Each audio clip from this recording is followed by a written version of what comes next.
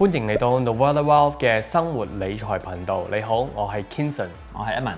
嗱，咁咧我哋喺上幾個 video 嘅時候咧就講過，就係話今日喺溫哥華喺加拿大退休係需要幾多錢嘅咧？咁亦都有個網民就問我哋就話，如果今日我喺加拿大有25萬退休夠唔夠咧？咁所以咧，我哋今日咧就會喺呢一個 video 裏邊咧，就嘗試解答下大家嘅問題嘅喎。咁我哋呢個頻道咧，主要係帶俾大家多啲關於加拿大生活或者理財上面嘅資訊。如果你覺得呢啲題目你都係會中意聽多啲嘅時候，記得 subscribe。或者你有啲乜嘢你想問我哋嘅時候咧，記得可以喺我哋下面個 comment 裏邊度留言俾我哋。咁我哋會拍多啲影片俾大家啦。Edmond，不如我哋今日去片去解答下上次呢位網民嘅問題好唔好啊？好。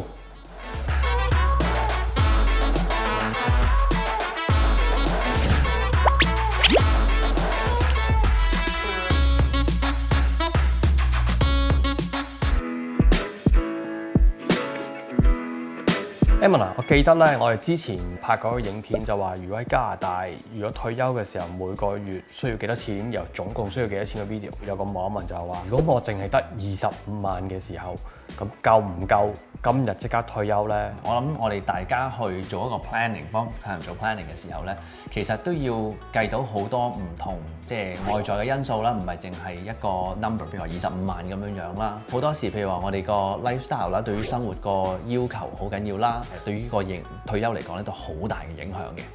另外咧就係嗰個人嘅預計嘅壽命啦，我哋嘅 life expectancy。如果我哋用翻有好多呢啲咁樣嘅因素啦，咁我哋咧就再加埋我哋嘅軟件咧，就可以幫個客人推斷到大概佢有幾多錢可以去退得到休啦，同埋喺退休嘅過程裏邊需要交嘅稅又係幾多咧，同埋佢會有幾多錢可以剩低啦。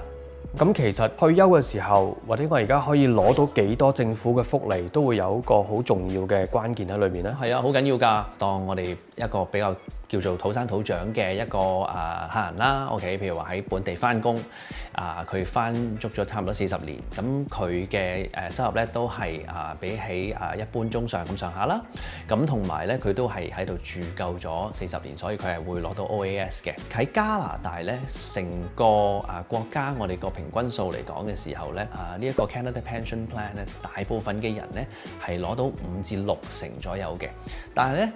我哋發現咧，好多我哋見到嘅客人啦，佢哋都係會攞到大概7成以上嘅，好多其實係攞足添嘅。呢個係我哋自己嘅經驗啦，所以我哋都係會用翻大概嘅數字去同大家推斷啦。OK， 咁即係話，其實分鐘仲有好多政府嘅福利可以攞到，係 on top of 嗰25萬嘅喎。係啊，本身自己有嘅錢點樣去安排，幾時攞，點樣去攞。再加埋政府嘅福利嘅時候咧，咁其實我哋個退休生活咧都係可以相當之唔錯嘅。我睇翻咧，其實呢個網民咧，淨係話俾我哋聽，佢得25萬，睇落去個資料就應該唔係咁足夠啦。咁不如咁啦，我哋今日就當呢個網民係一般加拿大人做嘢退休嘅年齡啦，由65歲開始，亦都當佢嚟咗加拿大一個幾長嘅時間，又有供 CPP， 又會攞到一個足夠 amount 嘅 OAS 嘅。咁或者 Edmond 你幫我做一個計算好嘛？好啊，嗱咁咧 CPP 如果遲咗攞咁啊會攞多啲，同埋咧我哋咧係會當呢個人咧大概攞到7成最多嘅CPP 嘅 ，OK。咁 OAS 就攞足啦，可以當佢。咁同埋咧，本身呢25萬可能都會做緊少少嘅投資啦，係咪？咁我哋當佢嘅回報率大概係5厘啦。分別咧，其實20萬可能係喺個 RRSP 戶口度，或者5萬蚊喺個 TFSA 度。我哋要擺個通貨膨脹 inflation rate 落去啦。我哋當大概係2.5% 先啦。過去嗰30-40年其實大概2至2.5% 都 fair 嘅。咁我哋睇下到底啲錢係應該點樣去攞出嚟啦。如果我哋翻去呢個 CRA 嘅網站嗰度咧，佢都會有個數據嘅。今日一個人男性，咁佢嘅壽命咧估計咧係可能會有85歲嘅。咁我哋就 base on 呢一條數去計啦。呢25萬咧，一路去到我85歲嘅時候咧，係可以大概俾到我將近3萬蚊1年左右嘅。OK，Emma 啊，咁頭先即係經過你一個好簡單咁樣去計嘅時候，大概會計算到呢個人係可以攞到3萬蚊一年嘅。咁應該點樣去平均分佈呢筆錢呢？啱啱退休嘅時候，佢仲有氣有力，想或者玩多少少嘅，咁我哋開頭嘅時候會俾多少少錢佢啦。喺我哋而家做咗呢一個例子嘅時候咧，咁咧我哋開頭嗰10年嘅時候咧，係會俾34000蚊佢嘅。嗱，呢個咧已經做咗通貨膨脹嘅測試啦。我哋喺未來嘅年份、未來嘅日子裏邊咧，其實咧我哋係會出多咗嗰個退休收入，咁係去 adjust 翻做翻今日嘅34000蚊。咁但係喺10年之後，即係個客人75歲到85歲嘅時候咧，我哋咧係會出29000蚊嘅退休收入俾佢嘅。大家記得就係我哋喺開頭嘅時候，咁我哋會 suggest 個 client 就係不如我哋push 個 CPP， 我哋攞嗰個日子係去到70歲㗎嘛，係咪？咁所以頭嗰5年咧係要靠佢自己本身嘅錢比較多啲嘅 ，OK？ 咁所以咧喺一開始嘅時候咧，喺 RRSP 度咧就攞26000蚊一年出嚟嘅。到佢有 CPP 嘅時候咧，咁啊可以減翻落嚟。咁減翻落嚟咧，就大概係喺每年咧喺個 RSP 度咧就攞11000蚊咁樣樣咯。OK， 咁當然啦，嗰個數字咧唔係 exact 嘅。咁當我哋譬如話仲有少少個 cash flow 要補嘅時候咧，我哋就會喺翻個 TFSA 嗰度補翻出嚟咯。咁有時咧，亦都要去玩下調下啲數字咁樣樣啦。咁因為咧，我哋會盡量咧就係幫個客人咧去揾到一個位咧係令到佢去交到最少嘅稅。你睇到開頭嘅時候咧，就係攞呢一個嘅OAS 啦，同埋攞呢一個嘅 RRSP 為主啦。咁見到有部分細嗰個部分咧，就其實嗰個就係個 TFSA 去補翻個 income 嘅唔夠嘅地方啦。OK， 咁跟住之後咧，到70歲嘅時候咧 ，CPP 就開始攞啦。咁一路咧慢慢咧，你會睇到當然嗰個asset 會慢慢少啦，但係亦都留意就係其實下邊我哋需要俾嘅稅咧，其實唔算係好多嘅，即係都盡量計到咧係 keep 到一個叫 level 嘅位咧，即係唔需要話突然間交多咗幾千蚊稅咁樣樣。咁咧我哋咧就將佢嘅 RSP 咧就拉到85歲就啱好用晒啦。OK， 喺佢嘅 TFSA 度咧，其實仲剩翻28000蚊嘅。咁所以咧，其實咧我哋呢一個退休先生咧揸住25萬攞到70%CPP， 再加呢一個嘅 OAS 嘅話咧，其實佢係足夠退休嘅。真心話咧就係其實好多客人咧佢25萬咧係流動資金啫，其實好多時都唔止淨係25萬嘅，其實係咪啊？係啊，因為其實我哋接觸過咁多唔同嘅客人嘅時候咧，佢哋好多時都會覺得我嘅現金、我嘅錢就係我嘅資產啊。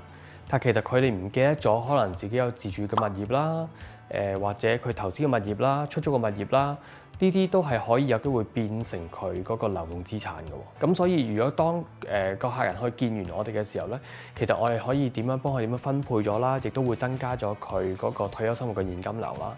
咁但係如果你話經過你嗰計算，其實就話得2800蚊，其實聽落去2800蚊就真係唔算係好多嘅。但喺我哋接觸過嘅客人裏邊咧，其實用2800蚊嚟生活每個月咧，其實都係大有人在嘅。咁我啱啱收到退休先生講啦，最新消息咧，佢就話其實佢有個配偶嘅嚇，咁要考下你急才，咁睇下你點樣拆掂呢件事佢啦。咁我哋咧其實咧喺頭先個例子嗰度咧，我哋就幫佢加多個配偶落去。咁我哋睇翻嘅時候咧，佢哋總共有25萬喎，唔係每人有25萬喎。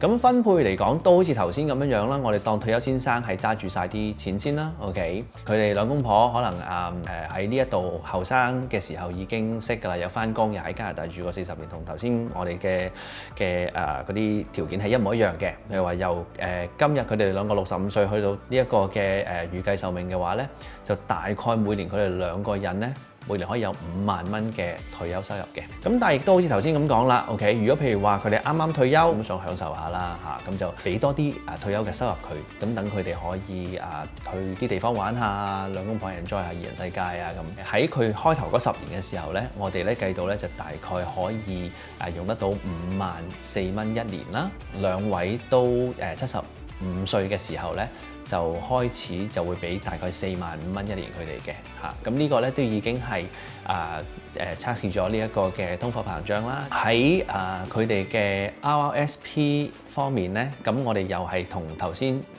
講嘅係一樣啦，就係我哋喺開頭嗰5年嘅時候咧，亦都係會攞多啲啦。OK， 因為佢哋未有嗰個CPP 㗎嘛，係咪？即係我哋一樣係推遲咗70歲。咁大概咧嗰個 scenario 咧就好似頭先淨係做退休先生咁樣樣啦。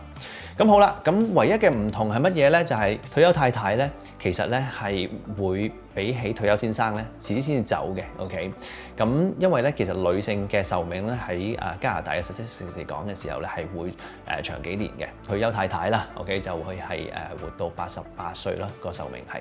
喂，咁 Edmond 啊，經過你啱啱嘅分析完之後咧，其實即係睇落退休先生同退休太太有咁嘅錢都 OK 嘅喎，都唔太差嘅喎。係啊，咁喺第二個例子嗰度咧，咁即係大家都去到佢哋嘅叫 life expectancy 嘅預計壽命啦 ，OK 叫做啱啱好就用完啲錢大低就絕對夠錢退休嘅。咁但係咧，其實經過我哋即係咁多年嘅經驗嚟講，其實好多人佢就算後生又好，退休又好，佢哋嘅理財計劃啊、退休計劃啊，永遠都唔會有一個係 exactly the same、exactly 一樣嘅。退休先生可能仲有其他嘅資產，咁其實咧可以以備一個不時之需，咁有啲唔同嘅計劃，或者可能會令到成個攞錢嘅方案都唔一樣嘅。咁所以我哋好多時候咧都建議退休先生或者退休太太咧，其實真係會約咗我哋一個時間去坐低去做一個 custom plan 俾你哋啦。咁然後就會更加一個準確嘅數字去準備你嘅退休生活。咁其實我亦都想去帶出一樣嘢，就係其實退休策劃並唔係65歲先做嘅。OK，咁好多時我哋嘅客人裏邊啊，30零歲、40零歲嘅時候，其實已經係開始計劃緊、策劃緊呢一樣嘢，建立到一個佢哋自己想有嘅退休生活。不論你今日係30歲又好、40歲又好、50歲又好，或者真係好似退休先生、退休太太咁65歲嘅話咧，都唔緊要嘅。OK， 所以我哋係絕對可以幫你去做到一個退休策劃啦，一個推斷，睇下你可以有幾多錢去退休。好啦，如果你睇完我哋呢條片嘅時候，你都會想知道其實你自己嘅情形會唔會比退休先生或者退休太太嘅情況更加好？我哋咧今日咧會邀請頭10個係幫我哋呢度報名預約我哋時間嘅朋友咧，我會將你嘅情形就擺落去同 Edmond 去俾我哋睇個 software 裏邊，咁我會知道其實你嘅情形會唔會比退休先生、退休太太更加好啦。咁呢個係一個限時優惠嚟嘅。咁如果你係想同我哋 book 嘅時候咧，就快啲，你喺下邊呢個留言欄呢條 link 裏邊咧，就同我哋預約一個免費諮詢嘅時間啦。咁好啦，咁今日咧嚟到呢個時間差唔多咯喎，咁希望可以見到大家同你哋做個退休嘅計劃。臨走之前記得 subscribe、like、comment 同埋 share 我哋嘅 video。我哋下次再見，拜拜。